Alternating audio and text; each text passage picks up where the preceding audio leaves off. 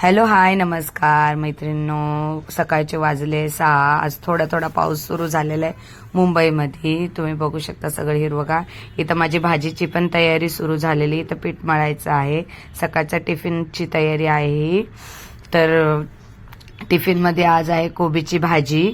मुलीला कोबीची भाजी खूप आवडते, त्यामुळे आज कोबीची भाजी बनवलेली आहे। तिचा टिफिन रेडी केलेला आहे आणि आता ती निघत आहे स्कूलला जायला। बघा तिचा टिफिन झालेला आहे रेडी।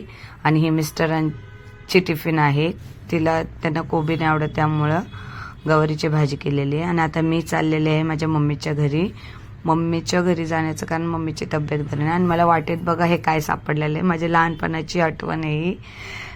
बदाम, आणि ते मी खाल्लं रस्त्यात झाड होतं त्याचं घेतलं मी, खाल्लं। आणि हे बघा, हे कावळ्याला पाणी देताना त्याला खूप तहान लागली, त्यामुळे गाडीच्या इथं बसून ओरडत होता आणि त्याला मी बोलत होते पी पी पाणी पी म्हणून, हे असं।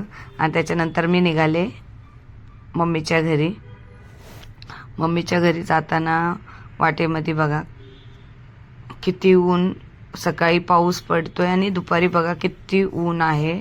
इतकं गरम होतंय मुंबईमध्ये, अजिबात म्हणजे पाऊस पडतोय पण अगदी थोडासाच पाऊस पडतोय आणि इतकं ऊन आहे। तुम्हाला दाखवते मी। सकाळी बघा किती छान मस्त वातावरण पावसाचं होतं आणि आता बघा किती ऊन आहे।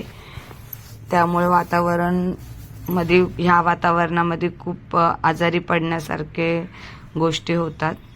आणि मी नंतर पोचले मम्मीच्या घरी।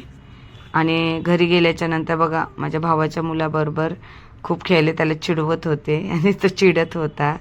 माझं सगळं काम आवरून झालेलं आणि त्याला खेळवत होते। अशा प्रकारे माझा ब्लॉग संपला। थँक्यू।